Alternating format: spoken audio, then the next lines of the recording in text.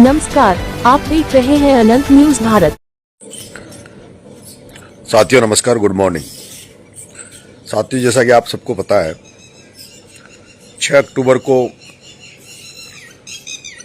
जो अंता विधानसभा कंवरलाल जी को सजा होने के कारण से जिस तरह से कंवरलाल जी के साथ षड्यंत्र हुआ और आरोपी के बड़े राजनीतिज्ञों ने मिलकर जिस तरह से उनके साथ षड्यंत्र करके उनकी विधायकी को खत्म किया और आज वो जेल में है। और उसके बाद में अंता में विधानसभा की चुनाव आयोग ने 6 तारीख को घोषणा करी है और मैंने भी अब अंता विधानसभा से चुनाव लड़ना तय किया है। साथियों, मेरा आपसे आग्रह है कि मैं 14 अक्टूबर को मंगलवार के दिन नामांकन भरूंगा और अंता में मेरी इच्छा कि मेरे नामांकन में जिस तरह से आप अब तक मेरा साथ देते आए हैं, आशीर्वाद देते आए हैं, उसी तरह से 14 अक्टूबर मंगलवार के दिन के 12 बजे आप बड़ी संख्या में अंता पधारेंगे और मुझे आशीर्वाद देंगे।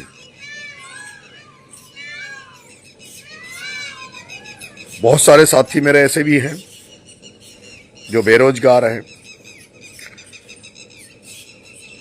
जिनका मन रहता है कि वो मेरी हर कार्यक्रम में लोगों के साथ पहुंचे। ऐसे साथी जो बेरोजगार हैं और जो संपन्न नहीं है साधन करने में, उनसे मेरा आग्रह है कि अगर आपको लगता है कि आप बहुत सारे लोग वो साथ लेकर आना चाहते हैं और आपका साधन की व्यवस्था नहीं है, तो वो साथी भी हमसे बात कर सकते हैं। नामांकन रैली में मेरे साथ में पूर्व मंत्री आदरणीय राजेंद्र जी गुड्डा साहब रहेंगे, जो अपने पिछले दिनों हर आंदोलन में हमारे साथ खड़े थे और इस चुनाव के मैं संयोजक भी और मार्गदर्शन के लिए भाई साहब राजेंद्र जी गुड्डा को नियुक्त करता हूं, जिन्होंने जिस तरह से पिपलोदी हादसे में मृत बच्चों के लिए जब हमने आंदोलन जयपुर किया, उन्होंने जिस तरह से लीड किया, सारे हमारे साथी सारे लोग उनसे बहुत खुश थे। तो वो इस चुनाव को हमारे को पूरा मैनेज भाई साहब राजेंद्र जी गुड्डा साहब करेंगे। आप ज़्यादा से ज़्यादा संख्या में 14 अक्टूबर को अंता पधारें। उसी दिन नामांकन के बाद में हम लोग अंता, सीसवाली और मांगरोल, इन तीनों कस्बों में रोड शो भी निकालेंगे। मेरा राजस्थान और देश में जहां कहीं भी जो साथी बैठे हैं, शुभचिंतक बैठे हैं, जो चाहने वाले बैठे हैं, उनसे आग्रह है कि आप सबको मैं 14 अक्टूबर मंगलवार के दिन अंता की धरती पे देखना चाहता हूं। उसी दिन हम चुनाव का आगाज करेंगे और घर घर बूथ बूथ पर जाकर लोगों का और जनता का आशीर्वाद लेने का प्रयास करेंगे। मुझे उम्मीद है कि हमें छबड़ा में भी हमने प्रयास किया, देवली उनियारा प्रयास किया, और ये चुनाव हमारे लिए करो और मरो का चुनाव है। इस चुनाव में आपके आशीर्वाद का आकांक्षी हूं। भरोसा करता हूं कि आप सबका आशीर्वाद मुझे मिलेगा। साथियों, मेरे को चाहने वाले शुभचिंतक ज्यादातर लोग कांग्रेस विचारधारा के हैं। ऐसे में मैं कांग्रेस से भी टिकट मांग रहा हूं और मैं ये कह रहा हूं कि मैं भरसक प्रयास कर रहा हूं कांग्रेस के टिकट के लिए। लेकिन अगर कांग्रेस पार्टी मुझे टिकट नहीं दे तो कल ये कांग्रेस बिल्कुल आरोप ना लगाए कि मैं किसी बी पार्टी के रूप में काम कर रहा हूं या किसी नेताओं से किसी से मिली भगत कर मैं चुनाव लड़ रहा हूं। क्योंकि मुझे पता है कांग्रेस पार्टी अगर मेरा टिकट काट के किसी और व्यक्ति को टिकट देती है और मैं चुनाव लड़ता हूं, तो जिस तरह से मेरे पर छबड़ा में भी आरोप लगाया, मेरे पे देवली उनियारा में भी आरोप लगाया कि मैंने बीजेपी से मिली भगत करके चुनाव लड़ा है, मैंने समय से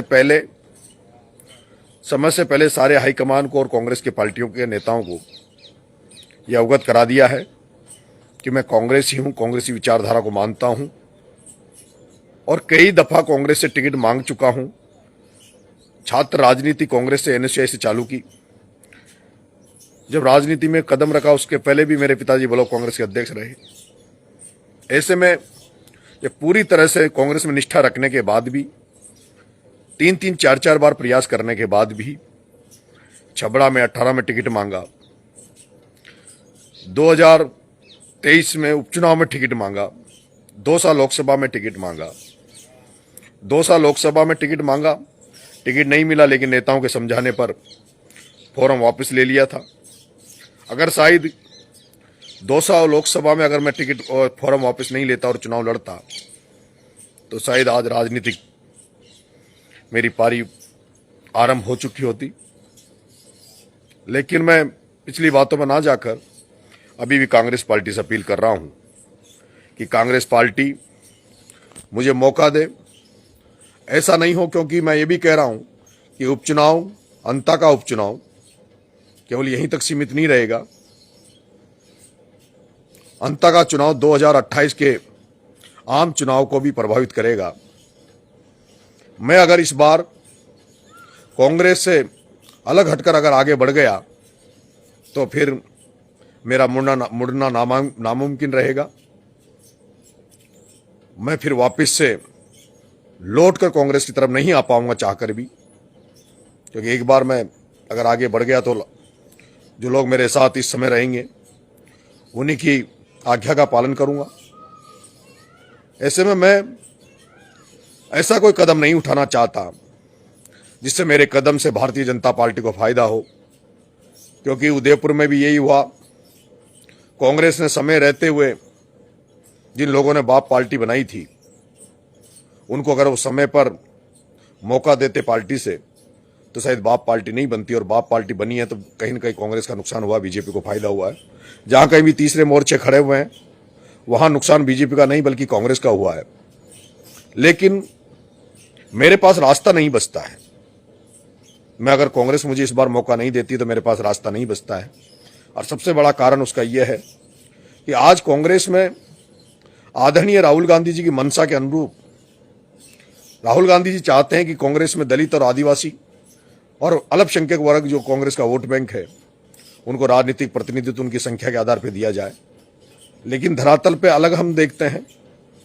ऐसे में अभी भी राहुल गांधी जी के भरोसे, राहुल गांधी जी पे विश्वास करते हुए मैं रुका हुआ हूं, और मुझे उम्मीद है कि अगर आप सब लोग इसको वीडियो को शेयर करके राहुल गांधी जी तक अगर मेरी आवाज पहुंचेगी तो मुझे उम्मीद है कि आदरणीय राहुल गांधी जी मुझे मौका देंगे। मित्रों, मैं 2 चुनाव लड़ चुका हूं, छबड़ा और देवली उनियारा, पूरी ताकत लगा चुका हूं, और आपने देखा होगा पिछले दिनों भी मैं जिस तरह से मेरी सक्रियता रही है, आप सोच सकते हैं मेरी हालत कैसी होगी।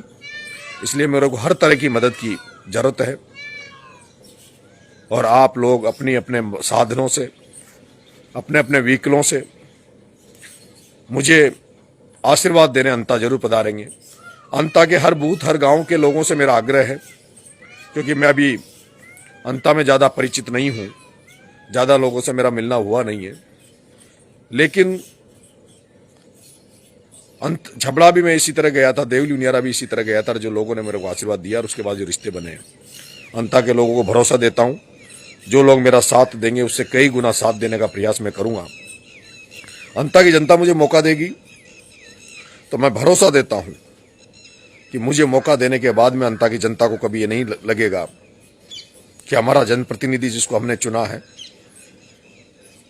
वो हमें साथ नहीं मिल पा रहा उसका। ऐसा कभी भी मौका उनको मैं नहीं दूंगा। अंता की जनता को लगेगा कि उन्होंने एक ऐसे लड़के को विधायक बनाया है जो उनकी सरवण बनकर, उनका बेटा बनकर उनकी सेवा करेगा। जहां कहीं भी संकट होगा, जहां कहीं भी कोई व्यक्ति दिक्कत में होगा, उनके लिए काम करेंगे। हाड़ौती में किसान राजनीति को मजबूत करना चाहता हूं। किसानों के बेटों को राजनीतिक प्रतिनिधित्व दिलाने का शपथ मैंने ले रखी है।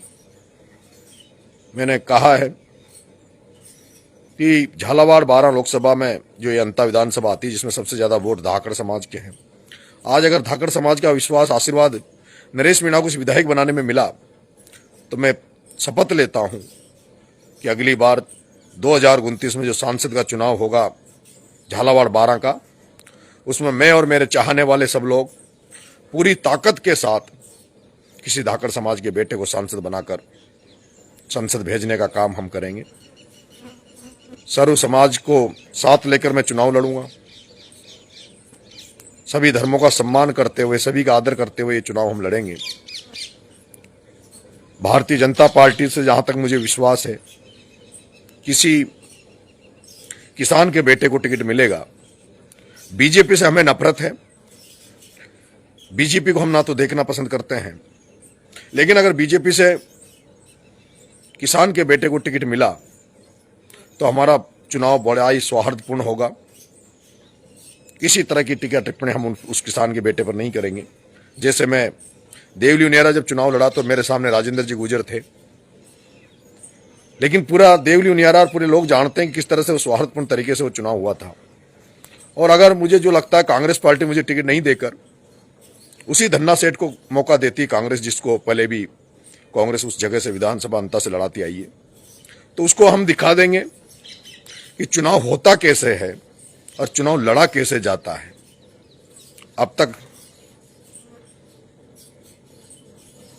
तुम्हें जो तुम चुनाव लड़े हो वो शायद वैसे लोगों के सामने लड़े हो जो लोग सक्षम नहीं थे तुम्हारे धनबल के आगे, लेकिन इस बार हाड़ौती का बेटा, जनता का बेटा, जनता का सेवक नरेश मीणा चुनाव लड़ रहा है। ऐसे में दिखाएंगे इस धन्ना सेठ को कि चुनाव कैसे होता और कैसे लड़ा जाता है। उम्मीद करता हूं मेरे भाइयों कि आप तमाम लोग जो इस वीडियो को सुनेंगे, कम से कम वो लोग अंता की धरती पे 14 अक्टूबर को मंगलवार को जरूर आएंगे। धन्यवाद। राम राम साहब।